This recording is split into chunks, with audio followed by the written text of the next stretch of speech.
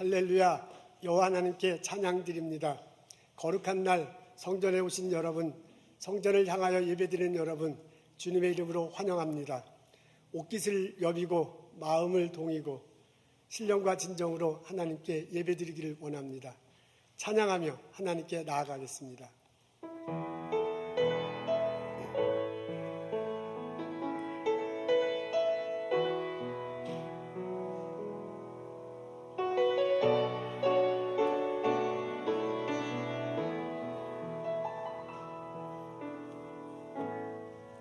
하늘의 문을 여소서,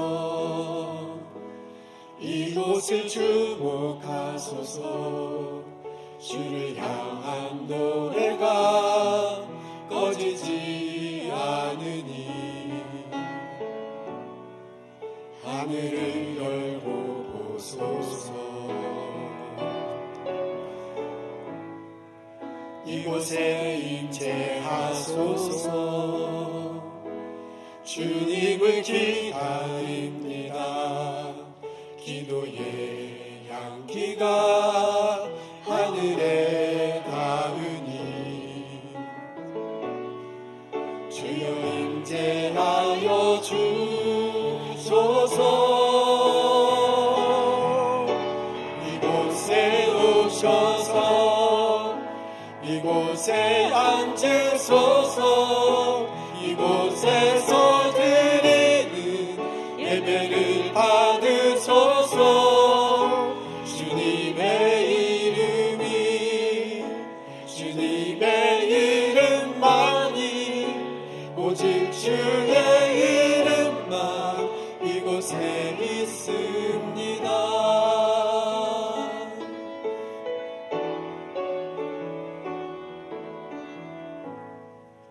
하늘의 문을 여소서. 이곳을 주목하소서. 주를 향한 노래가 꺼지지 않으니 하늘을 열고 보소서. 이곳에 임재하소서. 주님을 기다립니다. 기도의 향기가 하늘에 닿으니 주여 임재하여 주소서. 이곳에 오셔서 이곳에 앉으소서. 이곳에서 드리는 예배를 받으소서.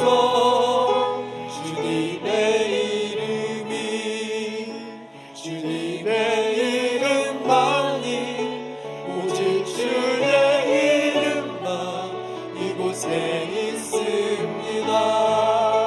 이곳에 오셔서 이곳에 앉으소서.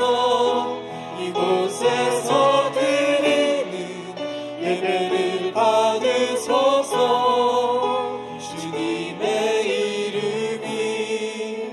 주님의 이름만이, 오직 주의 이름만 이곳에 있습니다.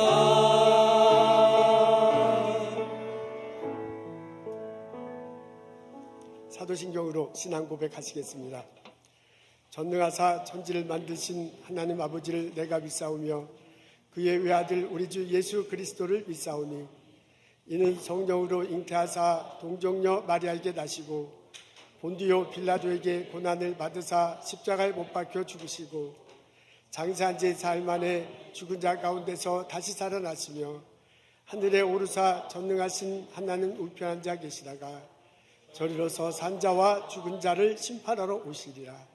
성령을 믿사오며 거룩한 공예와 성도가 서로 교통하는 것과 죄를 사해 주시는 것과 몸이 다시 사는 것과 영원히 사는 것을 내가 믿사옵나이다. 아멘.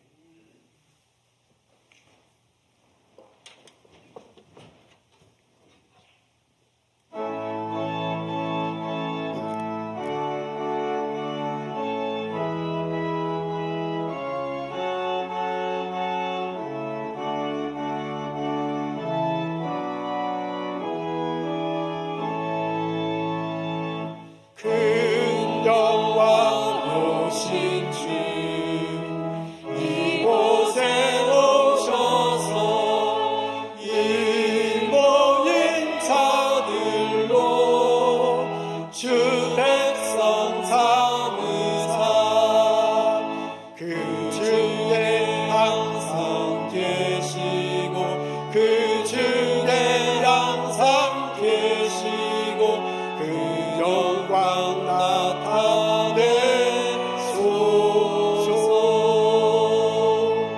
이 백성 기도와 또 예물 드림이 향내와 같으니 곧 받으옵소서. 주 예수 크신 복음은 주 예수 크신 복음은 만 백성 듣게 하소서.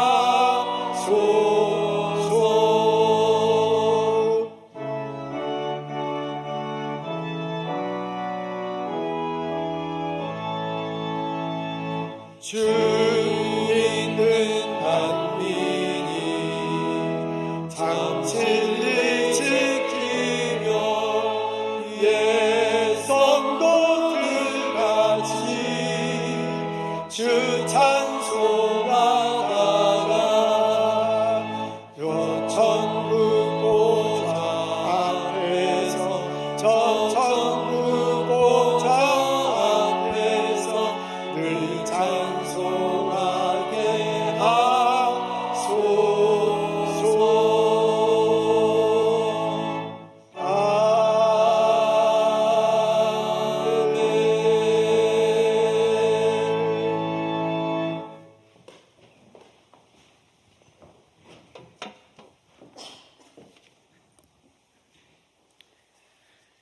여호와 주의 이름이 온 땅에 어찌 그리 아름다운지요. 주의 영광을 하늘 위에 두셨나이다. 거룩하신 하나님 아버지, 사순절을 지내며 경건한 마음으로 맞는 이 주일 아침에 주님 앞에 나와 한 마음으로 영광의 찬송과 감사의 예배를 드립니다. 예배 가운데 충만한 주의 은혜가 임하시기를 간절히 기도합니다.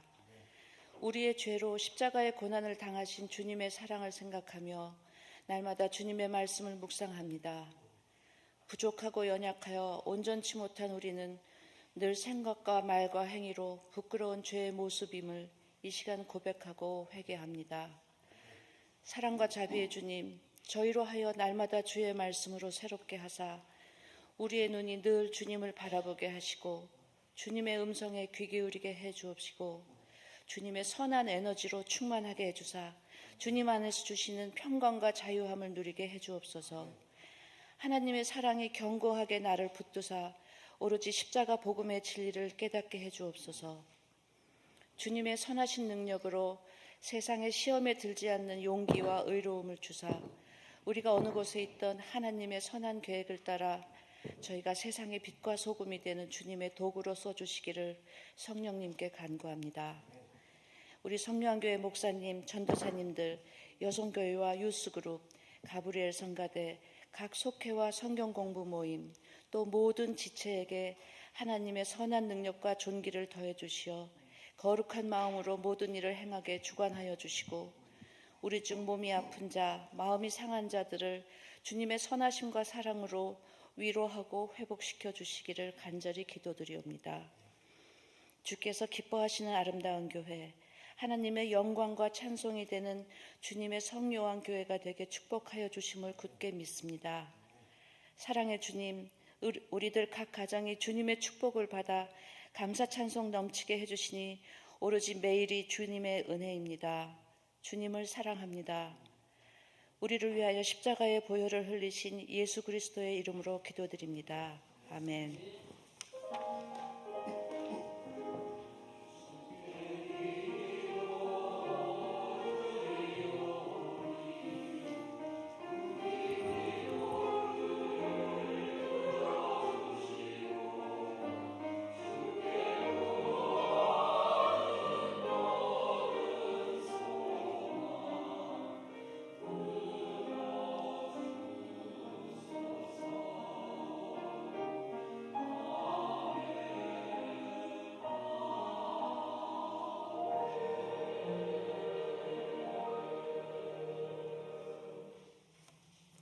소식나눔과 함께 인사 나누도록 하겠습니다. 부활전 제당 자식을 위해서 꽃을 봉헌하시를 원하시는 분은 강연희 집사님에게 연락하시면 됩니다. 많은 분들 참석하시면 참 좋겠습니다. 성금요일 예배를 4월 7일 금요일 날 드리겠습니다. 본당에서 현장 예배로 드리겠습니다. 온라인으로는 방송치 못할 듯합니다. 여러분 꼭 참석하시면 참 좋겠습니다. 부활절 새벽 예배, 새벽에 연합 예배, 이 지역 교회들 연합 예배를 드립니다. 저희 성령학교에서 드립니다. 6시입니다. 많은 분들 참석하시면 참 좋겠습니다. 부활절 날 우리 어린이, 중고등부, 어르신, 우리 성인들 다 함께 모여서 예배드리겠습니다. 영어와 한국말로 예배드립니다. 가족들 모두 초대해서 참석하시면 참 좋겠습니다. 그때 성만찬도 있으실 것이요.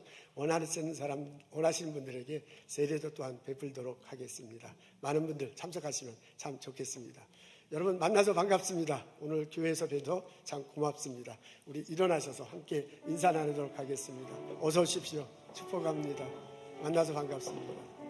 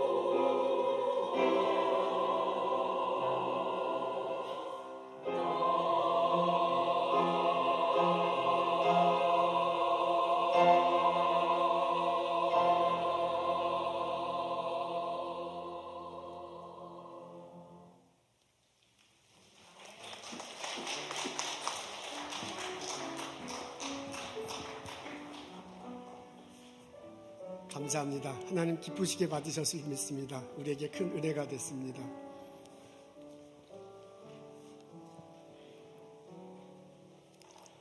오늘 저희들 읽은 말씀은 마태복음 16장 21절부터 25절입니다. 제가 읽겠습니다. 이때로부터 예수 그리스도께서 자기가 예루살렘에 올라가 장로들과 대제사장들과 서기관들에게 많은 고난을 받고 죽임을 당하고 제3일에 살아나야 할 것을 제자들에게 비로소 나타내시니 베드로가 예수를 붙들고 항변하여 이르되 주여 그리 마옵소서 이 일이 결코 주께 미치지 아니하리이다. 예수께서 돌이키시며 베드로에게 이르시되 사탄아 내 뒤로 물러가라. 너는 나를 넘어지게 하는 자로다. 내가 하나님의 일을 생각하지 않고 도리어 사람의 일을 생각하는도다 하시고 이에 예수께서 제자들에게 이르시되 누구든지 나를 따라오려거든 자기를 부인하고 자기 십자가를 지고 나를 따를 것이니라. 누구든지 제 목숨을 구원하고자 하면 잃을 것이요 누구든지 나를 위하여 제 목숨을 잃으면 찾으리라. 아멘.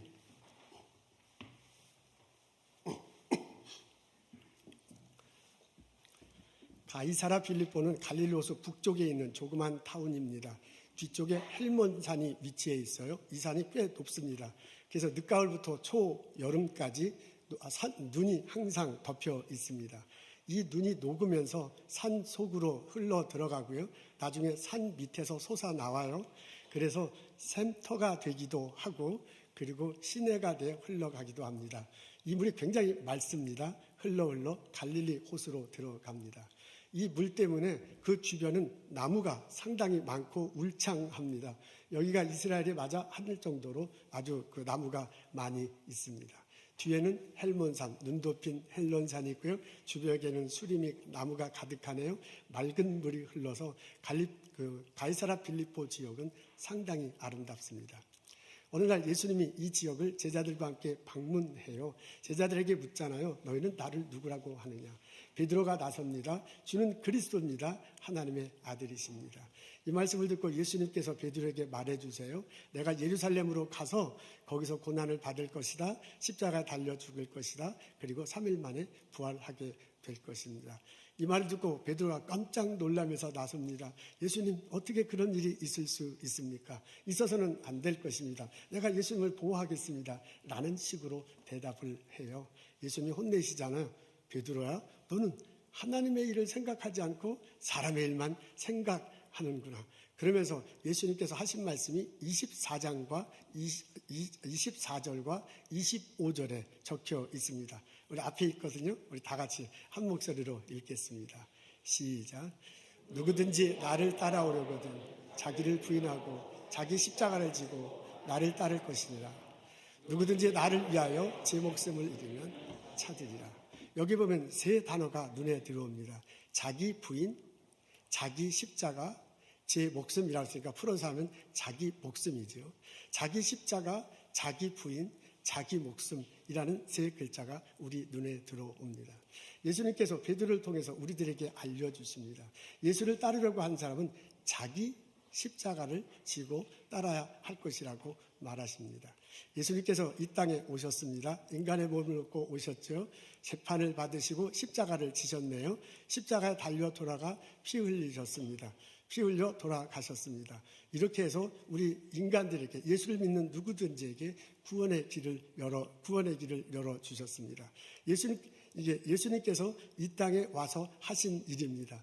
이렇게 함으로 해서요. 예수님이 이렇게 함으로 사람들에게 구원의 길을 열어주시고 그리고 하나님의 뜻을 완성하셨습니다. 이것이 예수님께서 십자가에 달리시면서 예수님께서 하신 일의 과정이고 일의 결과입니다. 이렇게 예수님께서 사역을 하시고 우리들에게 권면하기를 나를 따라오거든 너의 십자가를 지고 오라라고 그렇게 말하십니다. 그렇다면 우리가 그분의 말씀대로 십자가를 지고 따라가려고 한다면 우리들에게는 우리들의 하는 나를 통해서 내가 하는 일을 통해서 예수님께서 벌쳐지신 그 일이 나타나면 될 것입니다. 예수님이 가진 비전이 곧 나의 비전이 되면 될 것입니다. 예수님은 그 십자가 달려 돌아가시는 일을 통해서요, 사람들을 구원하고 하나님의 뜻을 완성하셨습니다. 다시 말로 이야기하면 그 일을 통해서 사람들을 행복하게 하고 그리고 하나님을 기쁘시게 했습니다. 그렇다면 십자가를 지고 가는 나에게도 그런 일이 벌어지면 될 것입니다. 나도 그렇게 비전을 가지면 될 것입니다.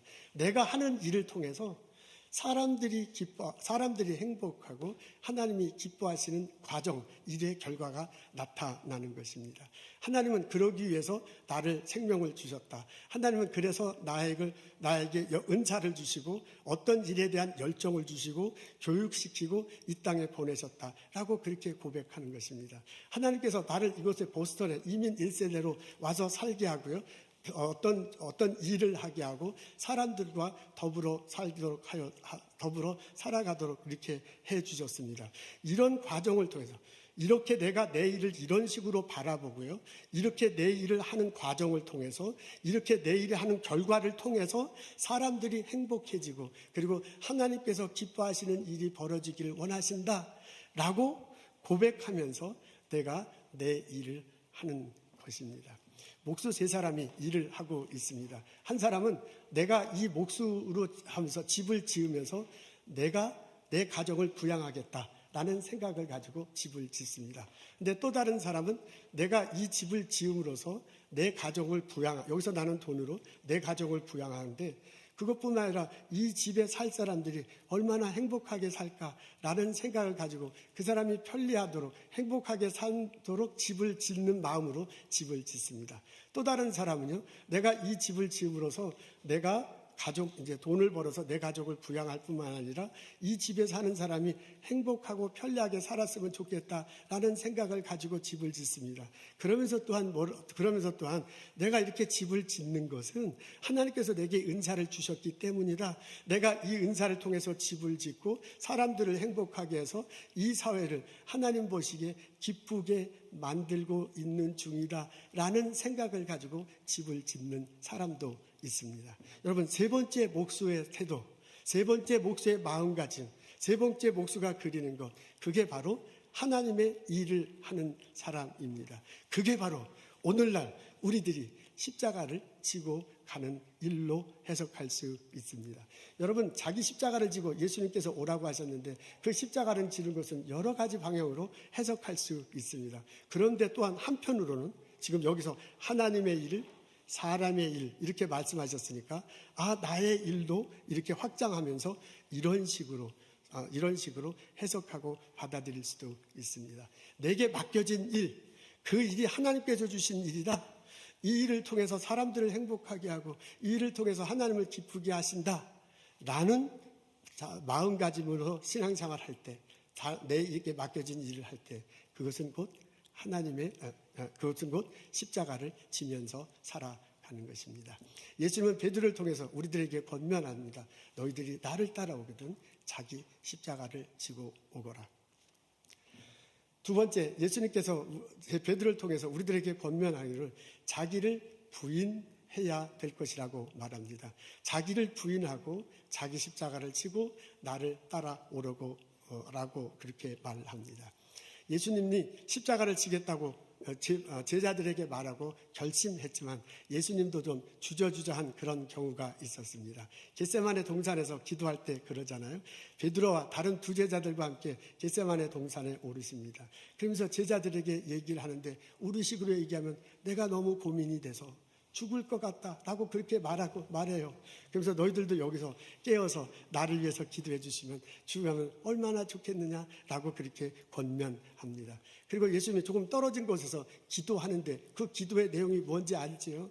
하나님, 할 수 있으면 이 잔을 내게서 좀 멀리 가게 해 주십시오. 그런 기도를 드리잖아요. 본인이 십자가를 져야 되는데 이제 곧 다가오는데 막상 그 일을 겪을 때 생각하니까 걱정되는 거예요. 두려운 거예요. 그러니까 예수님조차도 주저하고 있습니다. 이런 내용의 기도를 3번씩 드립니다.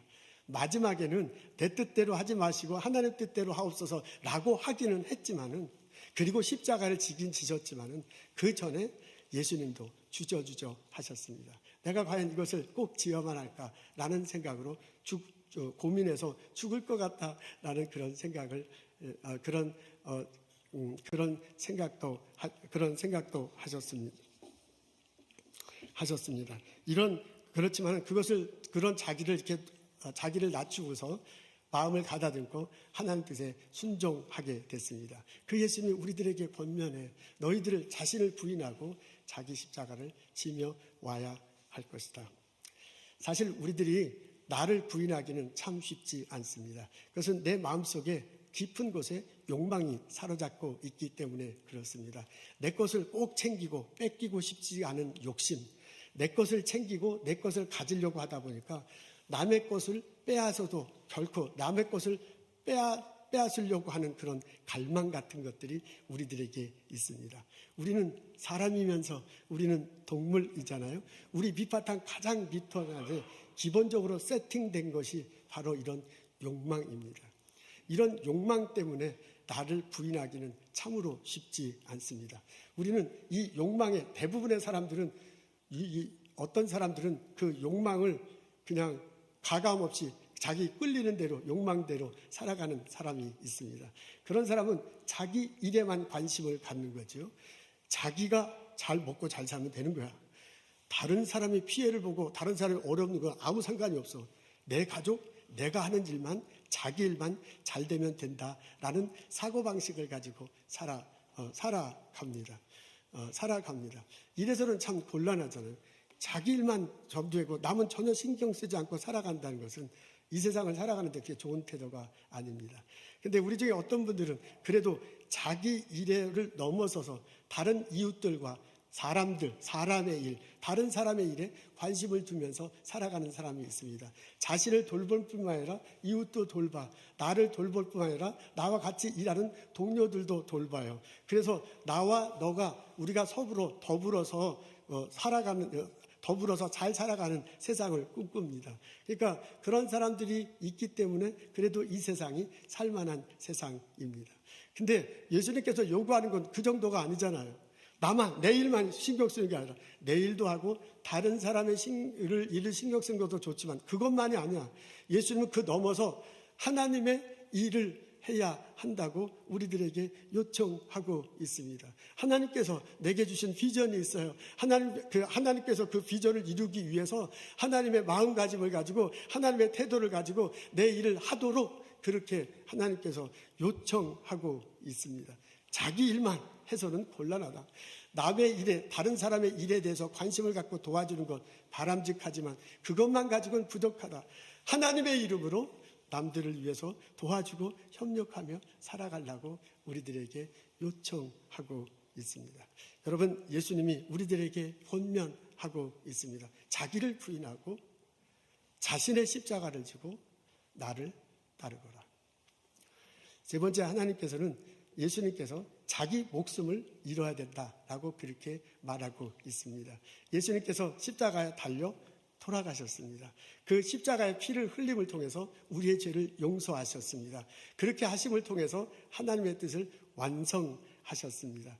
예수님이 하나님의 뜻을 완성하고 우리를 위해서 구원의 길을 열 때 자신이 죽음으로써 자신의 목숨을 잃음으로써 그렇게 하셨습니다. 그러면서 우리들에게 권면하기를 너의 목숨을 잃어야 될 것이다 라고 그렇게 말하고 있습니다. 이것은 내가 가장 소중하게 여기는 것을 희생하는 것이다 라고 해석하고 받아들일 수 있습니다. 여러분, 내가 가진 것 중에서 가장 소중한 것은 목숨입니다.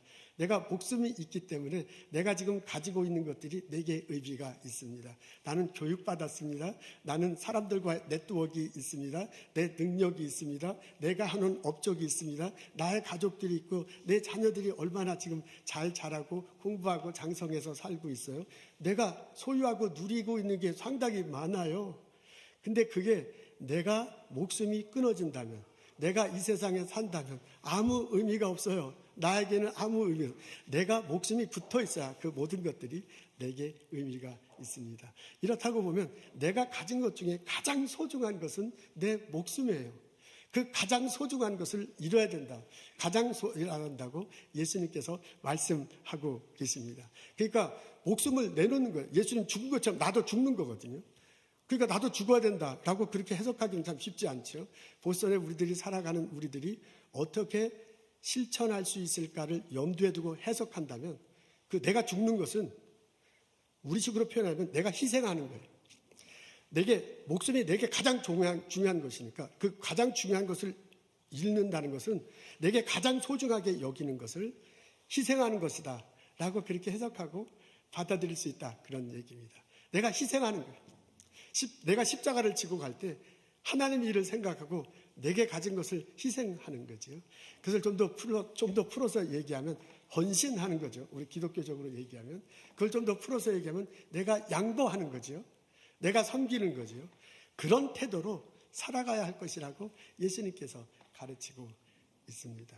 여러분, 나는 혼자 살아가지 않고 내 이웃들과 더불어 함께 살아가고 있습니다. 그렇게 함께 살아가는 사람들에게 내가 나 자신의 일을 어떻게 바라보고 내가 어떤 마음을 가지고 내가 어떤 태도를 가지고 일하느냐에 따라서 내 주변은 상당히 달라집니다. 내가 내 일만 관심을 둬, 내 가족, 내가 하는 업적, 내가 막 이것만 잘 되면 돼. 그래서 막 남들 걸 가져오려고 하고요. 남들 걸 빼앗으려고 하고 남들이 다 죽어도 괜찮아. 이런 식으로 살아간다면 내 주변의 사람들과의 관계는 원만하지 않을 것입니다. 끊어질 것입니다. 죽고 죽이는 관계가 되기가 참 쉽습니다. 그것은 살아있지만 지옥에 있는 것과 같은 그런 관계가 될 것입니다. 근데 내가 그런 게 아니라 나 자신의 일만 바라보는 게 아니라 나 자신의 생계뿐만 아니라 이것은 나와 이웃에 있는 사람, 나의 동료들, 나와 함께 연구하는 사람들, 나의 학생들, 교수들 다 함께 더불어서 살아가는 것이다 라는 생각을 가지고 사람들을 대한다면, 그들과 함께 더불어 살아간다면 그것은 사람이 살기 좋은 살만한 세상이 내 주변에 펼쳐질 것입니다. 근데 그 정도가 아니죠. 내가 예수 그리스도를 믿는 사람으로서 하나님께서 내게 일을 맡기셨다라고 결심하고요. 그리고 하나님의 일을 한다는 생각을 가지고 사람들을 이렇게 대한다면 내 주변은 천국과 같은 그런 세상이 될 것입니다. 여러분, 예수 그리스도의 목소리가 들리십니까? 예수님이 내게 요청하십니다. 자기 십자가를 지고, 너의 십자가를 지고 나를 따라오거라. 너 자신을 부인하고 너 자신을 희생하고 나를 따라오거라 라고 예수님께서 우리들에게 요청하고 있습니다. 이 예수님의 목소리가 우리들 마음속에 들렸으면 참으로 좋겠습니다. 내가 하는 일, 내게 맡겨진 역할, 이것이 하나님께서 주신 것이다 라고 고백하는 것입니다. 그리고 내가 내 일에 관심을 두는 거 아니라 하나님 일에 관심을 두고 하나님 일에 관심을 두기 위해서 나 자신을 부인하는 것입니다. 그리고 그 하나님의 일을 하기 위해서 십자가를 지기 위해서 내가 희생해, 내가 헌신해, 내가 좀 양보해, 내가 좀 손해보는 그런 태도를 보이면서 살아가거라 라고 예수님이 말해주시는 거예요. 그러면 나를 통해서 복음의 소식이 전해질 것입니다. 이곳에 하나님 나라가 세워질 것입니다. 그리고 우리들의 용어지요. 그런 나의 삶의 자세와 마음가짐과 태도를 통해서 사람들의 표현을 가지면 사람들의 좋은 일이 벌어질 거예요. 하나님이 기쁜 일이 벌어지게 될 것입니다. 이런 것을 예수님이 바라고요. 베드로를 통해서 우리들에게 똑똑하게 권면하고 있습니다. 너의 십자가를 지고 너를 부인하고 너를 희생하며 나를 따라오거라. 이런 예수님의 음성이 우리들 마음속에 들리기를 기도하며 여러분들에게 부탁합니다.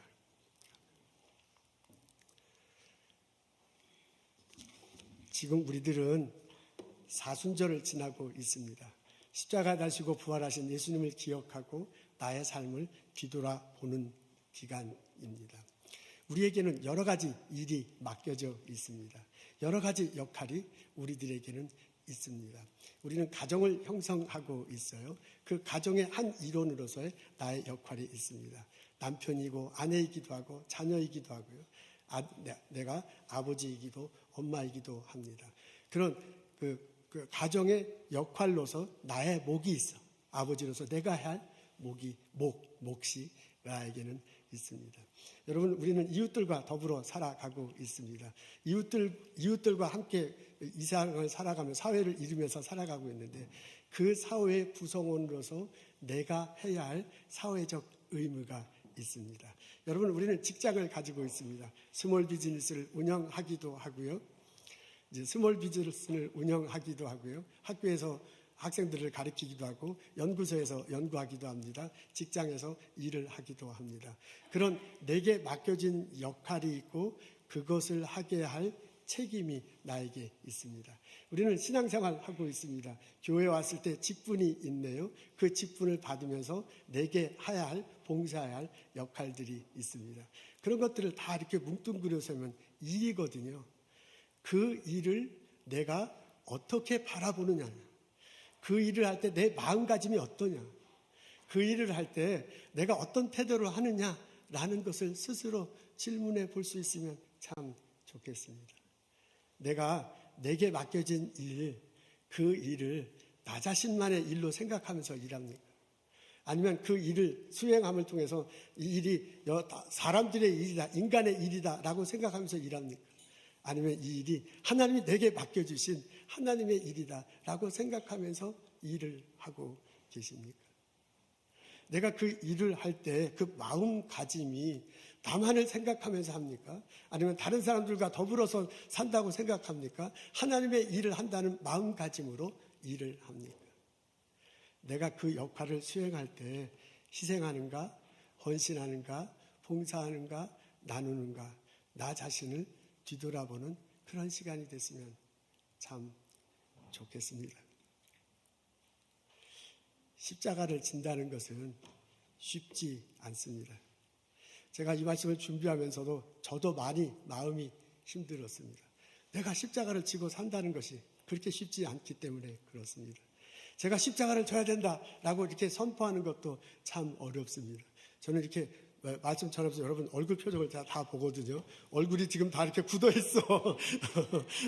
이거는 십자가를 져야 된다고 전하는 것도 듣는 것도 참 부담스럽습니다. 우리 부담스러워. 내가 왜 꼭 십자가를 져야 돼? 내가 왜 희생해야 돼? 내가 하는 일이 나만의 일이라고 생각하면 안 돼? 꼭 하나님 일이라고 생각하면서 살아야 돼? 내가 이게 꼭 하나님의 일이라고 생각하면서 살아야 할 막 당위성 같은 것들이 잘 잡히지 않을 때도 있습니다.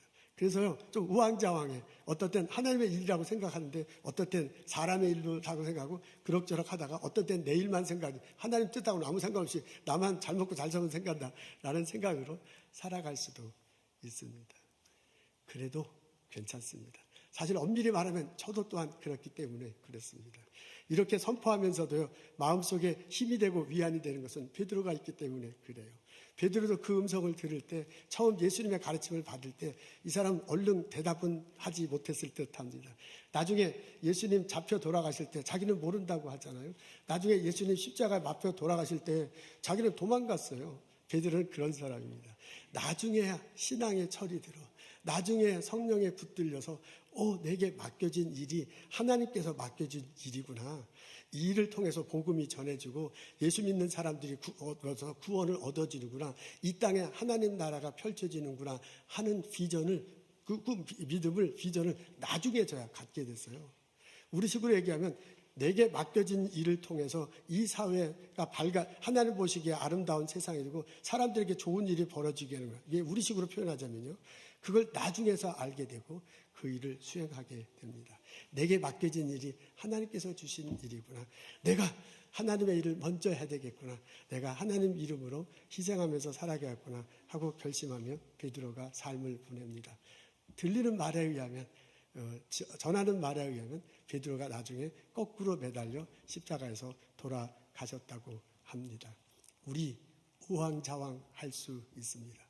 사실 듣기는 듣지만 부담스러워서 그냥 넘어갈 수 있습니다. 이제까지 그랬다고 할지라도 그 마음을 저도 충분히 이해하고, 저도 솔직히 그런 마음이 일부분 있다는 것을 밝히며 우리들이 함께 자신을 뒤돌아보고 결단했으면 좋겠습니다. 지금까지 혹시 내가 그렇게 살아오지 못했다라고 하더라도 이제부터는 십자가를 지겠다고 결심하는 것입니다. 나를 부인하겠다. 나에게 희생하면서 살겠다고 다시 한번 마음을 도닥이는 겁니다. 내게 맡겨진 일은 하나님께서 주신 것입니다. 내 은사, 내가 교육받은 것, 내 열정, 지금 나의 일터 하나님께서 허락하신 것입니다. 하나님은 나의 그 일을 통해서, 나의 역할을 통해서 하나님이 드러나기를 원하십니다. 사람들이 좋은 일이 벌어지기를 원합니다. 하나님이 기뻐하시는 일이 생기기를 원합니다. 복음이 전해지고 하나님 나라가 이 땅에 세워지기를 원합니다. 내가 십자가를 지고 갈 때, 그 마음가짐으로, 그 태도로 나의 일을 할 때 이런 축복이 우리들 삶 속에 일어나게 될 것입니다. 이 깨달음을 가지고 이 결심을 하며 하루하루를 살아가는 나와 여러분 되시기를 주님의 이름으로 축원합니다. 아멘. 이일선이란 분이 계십니다. 이분이 1922년도에 전라북도 이리에서 태어나셨습니다. 어머님이 신앙이 아주 좋으신 분이시래요. 어렸을 때부터 어머니 손잡고 교회를 다녔습니다. 중학교 때부터 서울에 와서 유학을 했다고 하는데 고등학교 때 그 슈바이처의 책을 읽습니다. 슈바이처의 사상과 생애라는 책을 읽고 큰 감명을 받아요. 그래서 나도 슈바이처 같은 인물이 되겠다 하는 생각을 갖습니다. 1945년에 해방이 되잖아요. 일제로부터 해방이 되잖아요. 그때 신학교에 입학했다고 그래요. 예전에는 조선신학교라는 학교가 있었다고 합니다. 그 학교에 들어갑니다. 그곳에서 공부를 하게 됩니다. 근데 일본 사람들이 이제 해방돼서 막 떠날 때 자기들이 이렇게 모였던 공공 건물 같은 걸 버리고 그냥 놔두고 간 거지요. 그런 사람들이 많이 있었대. 그런 건물들이 많이 있었대요. 그래서 서울 약수동에 그런 일본 사람들이 모였던 건물 하나를 거저 받아서 교회를 시작합니다. 교회를 시작하는데 교인이 2명이에요. 본인하고 신학생인 본인하고 어머니하고 둘이 교회를 시작했습니다. 근데 이분이 굉장히 활동적인 분인가 봐요. 막 북치면서 그 약수동은 그때 아주 가난한 사람들이 많이 살았대요. 그리고 아마 이북에서 이렇게 내려오신 분들도 있고 그러셨는가 봐요. 그래서 막 북치면서 돌아다니까 애들이 좋아서 졸졸졸 따라다녀요. 그 애들이 이제 교회 오니까 주일학교가 되죠. 주일학교가 잘 되니까 부모들이 이게 어디 뭔가 하고 기웃거리기 시작하면서 이제 막 교회가 제법 서기 시작했습니다. 그래서 교회 이름을 신일교회다라고 지었는데요. 개척한 지 얼마 안 돼서 아주 크게 부흥했다고 합니다. 1950년도에 6.25 전쟁이 벌어져요. 그래서 할 수 없이 남쪽으로 피난을 가서 부산에 가는데 이게 걸어서 피난을 가는데 전쟁으로 인해서 많은 사람이 다치고 이게 막 잘리고 이런 그런 장면을 봅니다.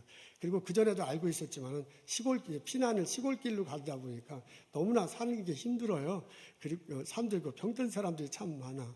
근데 목사인 자기가 그분들에게 실제적으로 해줄 수 있는 게 아무것도 없다는 것이 참으로 마음 아팠다고 합니다. 내가 슈바이처가 되고 싶었는데 내가 지금 아무것도 할 수 없는구나 하는 그런 자책감 비슷한 것들이 들었대요. 1951년도에 서울대 의대를 입학합니다. 그때는 이제 다 전쟁통이라 부산에서 학교가 있었는 모양인데 그 학교에 들어가요. 그래서 1955년에 서울의대를 졸업합니다. 전공을 피부과로 해요. 이 사람이 피부과를 한 이유는 문둥병 환자들 때문입니다. 그때 이제 가난하기도 했고 전쟁통이라 그랬는지 모르지만 한국에 문둥병 환자가 상당히 많았대요. 기록에 하면 10만 명의 사람들이 이제 문둥병 환자가 있었다고 합니다. 그중에 한 2만 명 정도는 소록도라고 여러분 들어보셨죠? 그런 말이 그렇지 수용소니 정착존이 아니라 막 수용소 비슷한 것이요. 그런데 한 2만 명이 계셨고 한 8만 명 정도 사람은 흩어져 살았는데 그 사람들이 대부분 다리 밑에 있거나 공동묘지 근처에서 살고 있었다고 해요. 그래서 서울의대를 졸업하고 의사가 된 다음에 서울로 다시 올라와요. 올라와서 그 약수동에 있는 신일교회를 담임하면서 의술 활동을 펼칩니다. 전국에 있는 문둥병 환자촌을 돌아다니면서 그 사람들을 치료하는 거예요. 3일 동안은 목회를 하고 4일 동안은 문둥병 환자를 치료했습니다. 그러던 어느 날 포항에서 그 다리 밑에서 문두병 환자를 치료하는데 옛날 자기 교회 교인 한 명을 만납니다. 안대욱 성도인데 이분이 신일교에서 성경 공부를 그렇게 많이 스몰 그룹을 해서 성경 공부를 많이 가르쳤대요. 근데 이분이 이제 전쟁통에 헤어졌는데 나중에 포항에서 만나게 된 거예요. 어떻게 지냈냐고 하니까 울릉도에 가서 전쟁 시작하자마자 울릉도에 가서 복음 전하고 사역하다가 목사님 소식 듣고 왔습니다. 그러면서 말하기를 울릉도 사람들이 너무너무 처참하게 살고 있으니 목사님이 와서 좀 치료해 주시면 좋겠다라고 그렇게 초청을 해요. 그래서 1958년도에 이제 그 포항에서 배 타고 가는데 그때 혼자만 간 게 아니라 미국과 캐나다에서 온 수녀님인데 그분이 이제 간호사죠. 간호사고 수녀사님인 그분들하고 같이 이렇게 가는데 가다 태풍이 불었대요. 그래서 아마 이제 포항에서 울릉도가 그때는 목선을 타고 하루면 가는 길인데 이게 태풍에 밀려서 38선을 넘어가지고 원산 앞바다까지 가게 됐답니다. 그래서 이게 목선이 부서질 정도인데다가 이북에 갔으니 1958년도니까 월북하면은 이제 잡혀서 죽기도 하고 그다음에 이제 선전용으로 이용당하기도 하잖아요. 그래서 이게 큰일 났구나 하면서 배에서 아주 그 수녀님들하고 간호사인 수녀님들하지요. 이분들하고 아주 열심히 기도했는가 봅니다. 근데 감사하게도 기적이 일어났어요. 태풍이 멈추더니 맞바람이 불더래요. 그러면서 흘러 울릉도에 갔습니다. 3일 만에 갔어요. 울릉도에 도착하면서 우리는 죽을 목숨인데 살았구나. 하나님께서 나를 울릉도로 부르시는구나 라고 이렇게 생각을 하고 울릉도에서 사역하기로 결심합니다. 1959년도에 슈바이처 박사로부터 연락이 와요. 이분이 서울대 입학하자마자 슈바이처 박사에게 편지를 썼대요. 난 당신을 존경한다. 당신 같은 사람이 되고 싶다. 만나고 싶다. 그렇게 여러 통의 편지를 보냈는데 1959년에 실제로 연락이 왔습니다. 그래서 아프리카 가서요. 아프리카 가봉 공화국에 있는 람바레네 병원에 가서 실제로 슈바이처 박사를 만납니다. 그리고 꿈에 그리던 자신의 우상을 만나고요. 그분으로부터 이제 성경을 배우고 가르침을 보고 나병 환자를 어떻게 고치지, 그분이 어떻게 고치는지 대하는지를 보고 배웁니다. 나중에 올 때 영어 이름을 하나 지어달라고 그러니까 티모티라고 슈바이처 박사가 이 일선 목사하고 의사에게 전해줬다고 합니다. 돌아왔어요. 1961년도에 신일교회를 사임하고 이분이 울릉도로 갑니다. 근데 지금 이제 그때 앞에 보는 사진이 저 지금 사진인데 정교인이 모여서 사진을 찍었다는데 저게 영락교회하고 교세가 똑같다, 거의 같았다고 하니까 1961년도에 통합측 장로교회로서는 아주 상당히 큰 교회였습니다. 이제 그 교회를 떠나고 울릉도로 간다는 건 참 쉽지 않았겠지요. 근데 이제 울릉도로 가서 자녀 셋하고 아내하고 울릉도로 가서 사역을 시작합니다. 갔더니 이제 가서 쫙 조사를 했겠죠. 의사니까 결핵 환자가 800명, 나변 환자가 68명, 기생충 감염률이 80%였다고 해요. 그러니까 아주 굉장히, 그러니까 60년대, 70년대 울릉도 상황이니까 살기가 굉장히 힘든 그런 상황이에요. 그래서 이제 거기서 병원을 차리고 이제 환자를 돌보기 시작합니다. 나중에 이렇게 기록된 거 보니까 사람 이름이 있고 어떻게 고쳤다는 거 있고 나중에 돈이 없으니까 무료 진료 혹은 어떤 분은 오징어 몇 마리, 그다음에 김 몇 개 이런 식으로 이렇게 거기에 차트에 이렇게 적혀 있었다고 합니다. 거의 무료로 진료를 합니다. 이제 그뿐만 아니라 이제 곳곳에 돌아다니면서 학교가 있는데 학교에서 학교에 양호실을 이제 하는 거죠. 그리고 이제 양호 선생님 하나를 이제 해서 어떻게 위생을 할 것인가 이제 그렇게 하기도 하고요. 그리고 울릉도가 햇빛이 잘 안 든대요. 그래서 창문을 개량해서 햇빛이 들도록 하고 지붕을 이렇게 개량해서 이 건강을 잘 유지하게 하기도 했답니다. 기록을 보니까 흥미있는 것도 있어요. 동물은행도 있어요. 그게 뭐냐면 이 육지에서 양, 염소, 돼지를 가지고 와서요. 한 농부에게 양 한 마리를 주는 거야. 그러면 그 양을 이 농부가 키워서 새끼가 나서잖아요. 그럼 2마리를 돌려주고 그 양은 자기께 되는 겁니다. 그럼 그 새끼 2마리를 가지고 다른 농부에게 따로따로 나눠주고 그 사람도 이제 새끼 2마리라면 나누는 거예요. 그렇게 해서 이제 동물 뱅크를 했다. 애니멀 뱅크를 했다. 그래서 이제 그걸 먹어야 건강 상태가 잘 유지돼야 병원이 유지가 몸이 안 다치잖아요. 그런 식으로 했다고 합니다. 그래서 곳곳에 다니면서 성경 공부를 가르치고 그리고 사역을 했습니다. 이게 너무 과로한 나머지 몸을 다치셨네요. 허리에 디스크가 왔는데 그걸 이제 수술을 하다가 허리를 거의 못 쓰게 되셔서 지팡이를 짚거나 막 이렇게 기어다니는 그런 수준이 됐는가 봐요. 그걸 이제 보살피시다가 사모님도 이제 몸을 크게 이제 다치게 됩니다. 그래서 할 수 없이 1979년도에 울릉도를 나옵니다. 근데 이제 안타깝게도 제가 이제 그걸 보면서 그 병원이 계속 있으면 참 좋겠다 했는데 그렇게 되지 못했네요. 이게 무료로 진료하다 보니까 병원을 유지하지 못하는 거예요. 병원을 유지하지 못하고 외부에서 원조를 받아서 병원을 유지했는데 이 이일선 목사님과 의사가 떠나니까 외부에서 이제 원조가 점점 안 들어오다가 이제 못 들어오게 된 거죠.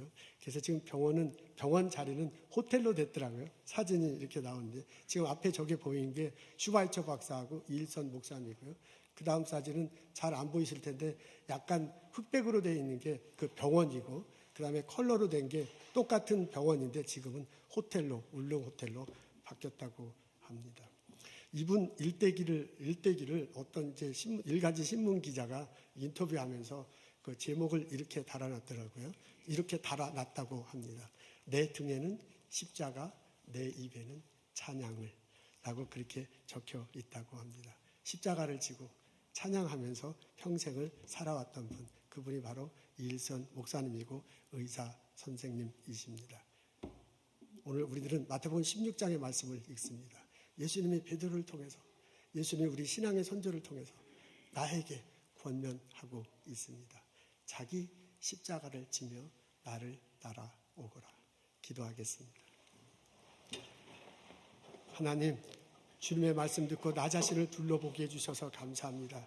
내게 허락하신 것이 하나님께서 허락하신 것을 고백하고 나의 것을 드리며 나의 것을 나누며 십자가를 지고 예수님을 따라갈 수 있도록 인도하여 주옵소서.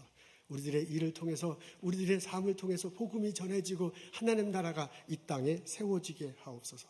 사람들이 행복하게 살아고 하나님이 기뻐하시는 이 세상이 될 수 있도록 인도하시고 복을 내려 주옵소서. 예수님 감사합니다. 예수님 이름으로 기도합니다. 아멘.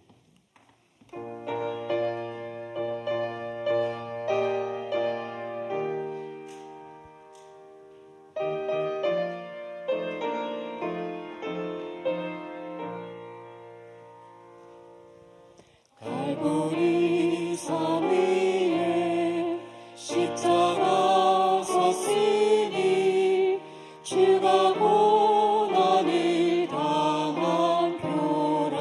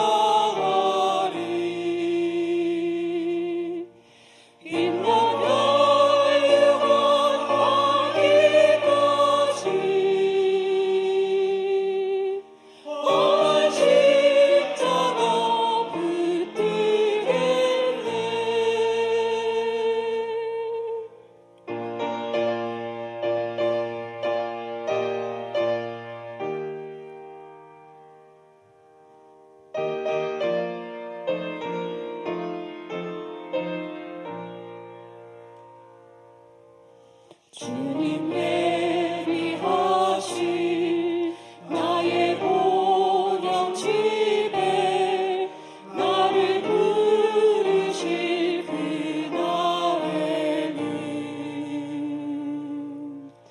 영광 중에 계신 우리 주와 함께 내가 죽도록 충성하리.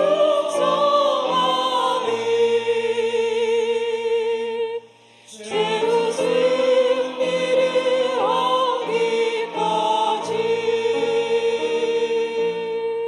주의 십자가 사랑하리. 빛난 멸류관 닿기까지 험한 십자가 붙들겠네.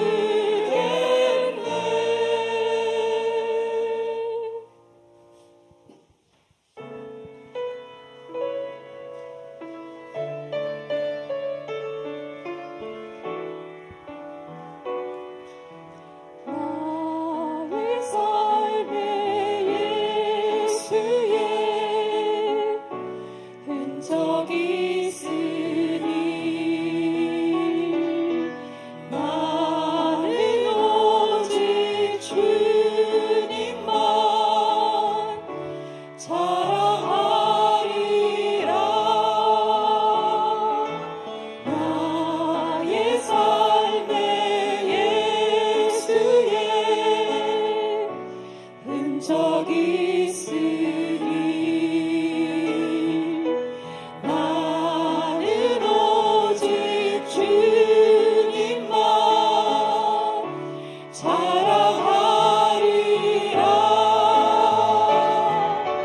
주만 섬기리. 가장 낮은 자리에서 주만 높이리. 내 생명 다하여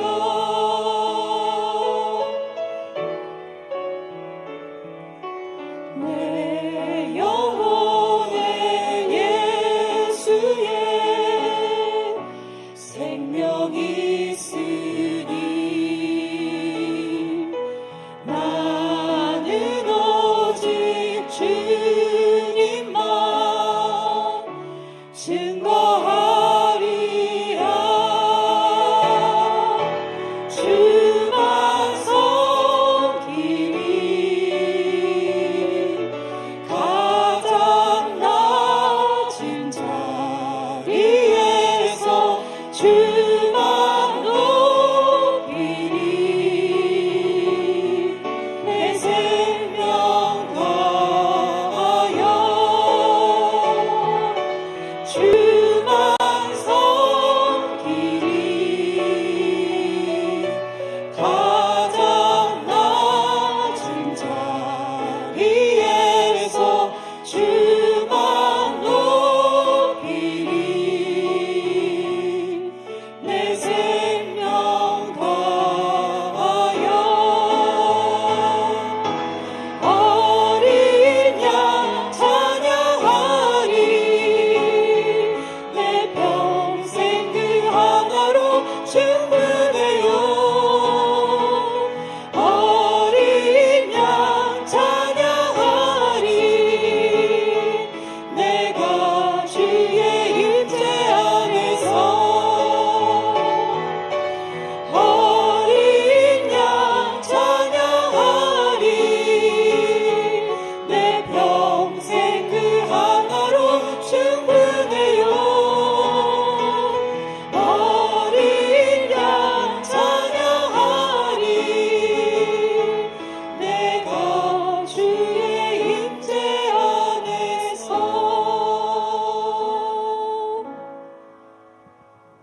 예수 그리스도 안에서 생명 얻게 해주심을 감사합니다.